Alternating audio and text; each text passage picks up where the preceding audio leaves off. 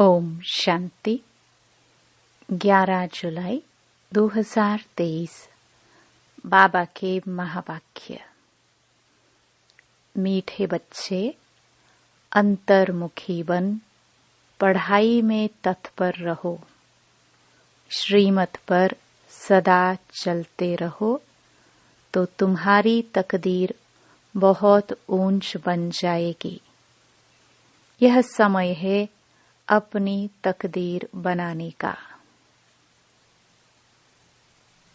प्रश्न: तुम बच्चों की ऊंची तकदीर कौन सी है जिसके आधार पर तुम सारे सृष्टि की तकदीर को जान लेते हो? उत्तर: स्वदर्शन चक्रधारी बनना। यह है सबसे ऊंचे ते ऊंची तकदीर। तुम ब्राह्मण अभी स्वदर्शन चक्रधारी बने हो। तुम अपनी भी तकदीर को जानते हो तो सारे सृष्टि की भी तकदीर को जानते हो। बाबा आए हैं तुम बच्चों की हीरे समान तकदीर बनाने। स्मृति में रहे स्वयं भगवान हमारी तकदीर बनाने लिए पढ़ा रहे हैं तो तकदीर बनती रहेगी। गीत आने वाले कल की तुम। ओम शांति। बच्चों ने गीत के 2 शब्द सुने। सुनने से ही अपनी तकदीर का नशा चढ़ जाना चाहिए। यह है अविनाशी नशा, उतरना नहीं चाहिए। कोई मनुष्य साहूकार पदमपति होते हैं तो उनको रात दिन नशा रहता है। हम बड़े धनवान जागीरवान हैं, नशा चढ़ता ही है संपत्ति का। तो बाप है तकदीर बनाने वाला। अभी तो तकदीर फूटी हुई है। कौड़ी मिसल तकदीर है व हीरे मिसल तकदीर है। यह तुम जज कर सकते हो। बेहद का बाप सम्मुख बैठ तकदीर बनाते हैं, सो तुम देखते हो, जानते हो। परमपिता परमात्मा को देखते हो व जानते हो। बच्चे जानते हैं हम आत्मा है। भल आत्मा को देखते नहीं हैं, परंतु निश्चय है हम आत्मा है, स्टार मिसल हैं। भ्रकटी के बीच में रहते हैं। इस समय तुम बच्चों को आत्म अभिमानी बनना है। इस देह में रहने वाले को आत्मा देही कहा जाता है। आत्मा को अभिमान है कि हमको परमपिता परमात्मा आकर मिला है। बच्चे बाप के पास जन्म लेते हैं तो वारिस होते हैं। फिर कोई तो पाई पैसे की तकदीर पा लेते हैं, कोई तो कुछ भी नहीं पाते, सिर्फ जन्म ही पाते हैं। कोई कोई हैं जिनके 5-6 बच्चे हैं। तलब नौकरी कम मिलती है तो समझते हैं हमारी तकदीर में यह था। औरों को देखते हैं उन्हों की तकदीर में कितने महल माड़िया ताज व तख्त हैं। मनुष्य के तकदीर की वैरायटी है ना। तो अब तुम अपनी तकदीर को जानते हो कि किस तकदीर के लिए हम पुरुषार्थ कर रहे हैं। धन के लिए, सुख के लिए। मनुष्य पुरुषार्थ तो करते ही हैं। धनवान मनुष्य बीमार पड़ते हैं तो अच्छे अच्छे डॉक्टरों की दवाई करते हैं। समझते हैं धन से अच्छी दवाई होगी। तो धन की बात है ना। तुम बड़ी जबरदस्त तकदीर बनाते हो श्रीमत से। बच्चे जानते हैं बाबा ऊंच ते ऊंच तकदीर बनाते हैं, क्योंकि खुद ऊंच ते ऊंच है। अब तुम उनके सम्मुख बैठे हो ना, माँ बाप के घर में बैठे हैं। कोई राजा रानी है तो समझते हैं हमने ऐसे कर्म किए हैं जो राजाई की तकदीर मिली है। अब तुम जानते हो, हम जो यह लक्ष्मी नारायण का चित्र देखते हैं, उन्होंने भी जरूर अगले जन्म में तकदीर बनाई है। तुमको यह बुद्धि मिली है। मनुष्यों की बुद्धि में यह नहीं आता। इतने धनवान मनुष्य हैं, उन्हों को यह तकदीर कैसे मिली? कहेंगे पास्ट जन्म में ऐसे कर्म किए हैं जो इतना धनवान बने हैं। कर्मों का फल है ना। गाते भी हैं कर्मों की गति न्यारी है। मनुष्य पास्ट के कर्मों अनुसार ही भोगते हैं। अभी तुम बड़े ते बड़े लक्ष्मी नारायण के तकदीर की भेंट करते हो। यह जो सत्युग के मालिक बने, उन्हों की ऐसी कर्म गति किसने बनाई जो विश्व के मालिक बने? तुम सारे चक्र को जान चुके हो। तुम ब्राह्मण अभी स्वदर्शन चक्रधारी बने हुए हो। दूसरे ब्राह्मण तो स्वदर्शन चक्रधारी नहीं होंगे। वह भी ब्राह्मण, तुम भी ब्राह्मण हो, परंतु तुम जानते हो कि हम हैं सच्चे ब्राह्मण, ब्रह्मा की मुख वंशावली। जरूर ब्रह्मा भी किसका बच्चा होगा? वह है शिव बाबा का बच्चा। शिव बाबा तो रचयिता है, उसका कोई बाप नहीं। तो अब तुम्हारी तकदीर परमपिता परमात्मा बनाते हैं। बाप से ही तकदीर बनती है, काका चाचा मामा आदि से नहीं बनती। हाँ, कोई की बन सकती है, अगर वह एडॉप्ट करे तो। तुम बच्चों को भी एडॉप्ट किया है, ड्रामानुसार कल्प पहले मुहाफिक। उनसे ऊंचा कोई है नहीं। प्रजापिता ब्रह्मा को इतने बच्चे हैं, ढेर के ढेर। उनको बाप से क्या वर्षा मिलता होगा? तुम समझते हो कि शिव बाबा है सभी आत्माओं का बाप और ब्रह्मा है सभी जीवात्माओं का बाप। तुम इसमें भाई बहन हो जाते हो। बाप तो तुम बच्चों को कहते हैं, देखा तुम्हारी तकदीर कितनी ऊंची है। हम तुमको पढ़ाकर कितना तकदीरवान बनाता हूँ। बरोबर सत्युग आदि में श्री लक्ष्मी नारायण व इन स्वर्गवासियों की राजधानी थी। कितनी उन्हों की ऊंच तकदीर बनाई है। यह तुम बच्चों की बुद्धि में राज है कि शिव बाबा ने ही उन्हों की ऊंच तकदीर बनाई थी। वह तकदीर भोग 84 जन्म पूरे किए। अब फिर वही तकदीर बना रहे हैं। यह तुम्हारी बुद्धि में ज्ञान है। ज्ञान सागर शिव बाबा के सिवाय कोई भी समझा न सके। ऐसा बाप कितना लवली है। बाप भी कहते हैं तुम भी लवली बच्चे हो।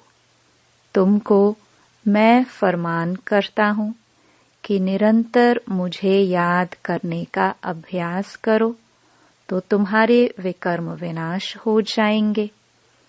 तुम जानते हो कि शिव बाबा अभी इस ब्रह्मा तन में सम्मुख हैं। बाप ने समझाया है, मैं तो सदैव निराकार हूँ। मेरा नाम शिव ही है। मैं साकार में आकर पुनर्जन्म नहीं लेता हूँ। अभी मैं आया हुआ हूँ। तुम जानते हो कौन बात कर रहा है। तुम्हारी बुद्धि ऊपर में चली जाती है। वह निराकार परमपिता परमात्मा ज्ञान का सागर है। वही तकदीर बनाने वाला है। हेवनली गॉड फादर हेवन की स्थापना करेगा ना। तुम जानते हो बाप कैसे ब्रह्मा तन में सम्मुख बात कर रहे हैं। कहते हैं, लाडले बच्चे, अब ड्रामा पूरा हुआ। आत्मा सुनती है। आत्मा ही जानती है कि यह यथार्थ बात है। बाप कहते हैं, जितना हो सके मुझे याद करो और सारे सृष्टि चक्र की नॉलेज तुमको ही दी है। कोई को अच्छी रीति धारणा होती है, कोई भूल जाते हैं। अभी तुम बैठे हो, तुमको यह ज्ञान अमृत दे रहे हैं अथवा नॉलेज पढ़ा रहे हैं। सम्मुख शिव बाबा बैठा है। वह जन्म मरण में नहीं आता है। तुम्हारा तो जन्म बाई जन्म नाम रूप देश काल बदलता जाता है। फीचर्स सदैव न्यारे मिलते हैं। यह कितनी गुह्य सूक्ष्म बातें हैं। तुम्हारी आत्मा घड़ी घड़ी एक शरीर छोड़ दूसरा लेती है। इस समय जो तुम्हारा रूप है, दूसरे जन्म में यह नहीं रहेगा। एक न मिले दूसरे से। आत्मा एक शरीर छोड़ दूसरा लेती है तो उनकी एक्टिविटी, ख्यालात आदि सब बदल जाते हैं। आत्मा को कितना भिन्न भिन्न पार्ट बजाना पड़ता है। भिन्न नाम, रूप, देश, काल, एक्टिविटी से पार्ट बजाती है। एक्टिविटी भी बदलती रहती है, कभी राजा की, कभी रंक की। ऐसे नहीं कभी कुत्ता बिल्ली भी बनेंगे। नहीं, अभी तुम जानते हो हम भविष्य में प्रिंस प्रिंसेस बनने के लिए पुरुषार्थ करते हैं। मनुष्य से देवता बन रहे हैं। यह मम्मा बाबा भी पुरुषार्थ कर रहे हैं। फिर भविष्य में जाकर लक्ष्मी नारायण बनेंगे। हम भी जितना अपनी तकदीर बनाने लिए पुरुषार्थ करेंगे, उतना बहुत सुख मिलेगा। कितनी जबरदस्त कमाई है। वह तो करके अल्पकाल सुख के लिए पढ़कर इसी ही जन्म में बैरिस्टर आदि बनेंगे। दूसरे जन्म की बात ही नहीं। सो भी बने, ना भी बने, हो सकता है। तुम तो समझते हो कि हम भविष्य में स्वर्ग में जरूर जाएंगे। फिर वहां देवी देवता कहलाएंगे। यह कभी भूलना नहीं है कि बाप से हम स्वर्ग के ताऊसी तख्त का वर्षा लेकर ही छोड़ेंगे।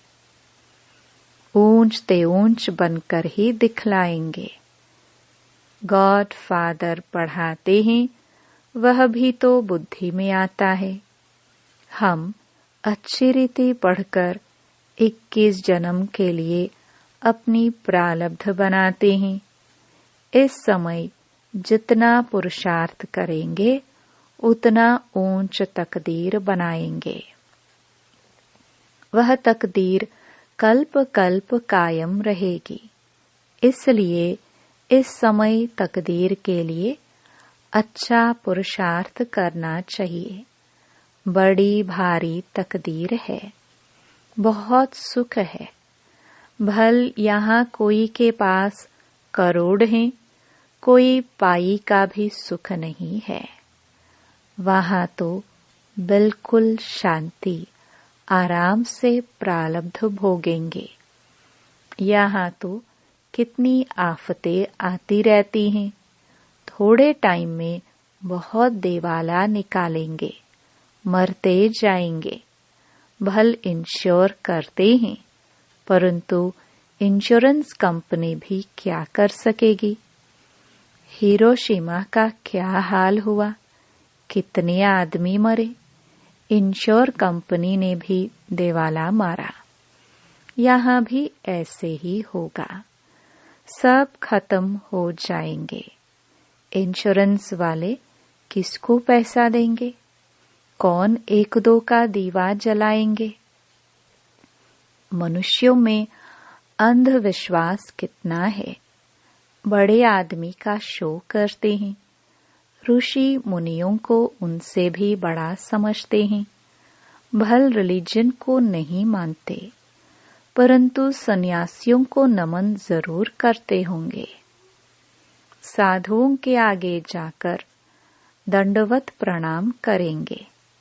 साधु उनके आगे नहीं करेंगे, क्योंकि समझते हैं मैं ऊंच पवित्र हूँ। यह बाप तो कहते हैं, मेरे लाडले बच्चों, हम बच्चों को नमस्ते करते हैं। तुम तो हमारे सिर के मोर हो। तुम विश्व के मालिक बनेंगे, ब्रह्मांड के भी तुम मालिक हो। तुम डबल मालिक हो। मैं सिंगल सिर्फ ब्रह्मांड का मालिक हूँ। ऐसी बातें सिवाय बाप के कोई समझा न सके। तो ऐसे बाप को कितना याद करना चाहिए, जिससे ऐसा वर्षा मिलता है। बाप कहते हैं, देखो कितने बच्चे यहाँ से होकर जाते हैं, फिर 6 मास में भी बाप को मुश्किल पत्र लिखते हैं। अरे, प्राण देने वाले प्राणों से प्यारे बाप को पत्र नहीं लिखते। स्त्री पुरुष एक दो को चिट्ठी लिखते हैं तो कहते हैं प्राणेश्वर फलाना। वास्तव में वह कोई प्राणेश्वर तो है नहीं। प्राणेश्वर तो एक ही बाप है। सभी प्राणों का ईश्वर बाप एक है। वह कहते हैं प्राणेश्वर बच्चे, अर्थात प्राण बचाने वाले ईश्वर के बच्चे। बच्चे भी कहते हैं प्राणेश्वर बाबा, हमारे प्राण बचाने वाले बाबा। यहाँ से ही यह नाम निकला हुआ है। भारत में ही ऐसे प्राणेश्वर प्राणेश्वरी लिखते हैं, परंतु है नहीं।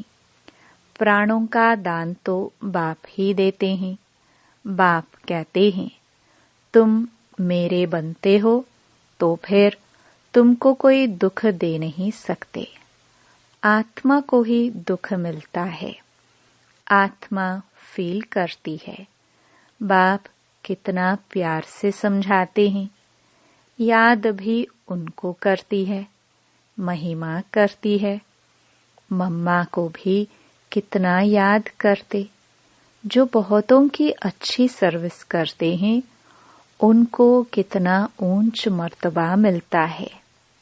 फिर उनके बाद सेकंड नंबर में जो सर्विस में बाबा को फॉलो करते हैं, तुम्हें बहुत रहमदिल बनना है। जैसे बाबा ने हमको बनाया है, हम फिर औरों को बनवाए। कितनी बड़ी प्रॉपर्टी की प्राप्ति है। स्वर्ग की राजधानी। वहां हम इतने साहूकार रहते हैं जो सोने हीरों के महल बनाएंगे। एक माया मच्छंदर का खेल भी दिखाते हैं। उसने देखा सोने की ईंटें पड़ी हैं, थोड़ी ले जाए। तुम साक्षात्कार में स्वर्ग में हीरे जौहरों के महल देखते हो, सोने की खानियां देखते हो, तो समझते हो थोड़ा ले जाए। सूक्ष्म वतन में सोना नहीं मिलता। सोना वैकुंठ में रहता है। तुम जानते हो, वहां खानियों से हम विमानों में जाकर सोना भरकर ले आएंगे। सोने की बड़ी बड़ी ईंटें भी होती हैं। अभी भी बड़ों बड़ों के पास सोना तो पड़ा है ना। भारत को सोना चांदी तो जरूर रखना है। सबके पास बड़ी बड़ी गुफाएं बनी हुई हैं, जहां कोई लूट फूट ना सके, आग जला ना सके। तो यह सब भविष्य में तुम्हारे हाथ आ जाएगा। जिन एरोप्लेन आदि द्वारा अभी बॉम्ब आदि गिराते हैं विनाश के लिए, वही चीजें फिर सुख के लिए निमित्त बन जाएंगी। सतयुग में यह सब थी, फिर प्रायलोप हो गई, अब फिर बनी है। तुम जानते हो कैसे खानियों से जाकर ले आते हैं। खानियां सब नई हो जाती हैं, अभी तो पुरानी है। तो ऐसी तकदीर बनाने वाले बाप से पूरी तकदीर लेनी चाहिए। इसमें गफलत नहीं करनी चाहिए। बाप और वर्षे को याद करो। बाप कहते हैं, एक में मोह लगाओ, स्वर्ग को याद करो। अच्छा, मीठे मीठे सिखिलदे बच्चों प्रति माता पिता बाप दादा का याद प्यार और गुड मॉर्निंग। रूहानी बाप की रूहानी बच्चों को नमस्ते। धारणा के लिए मुख्य सार। पहला, अपनी ऊंच तकदीर बनाने में गफलत नहीं करनी है।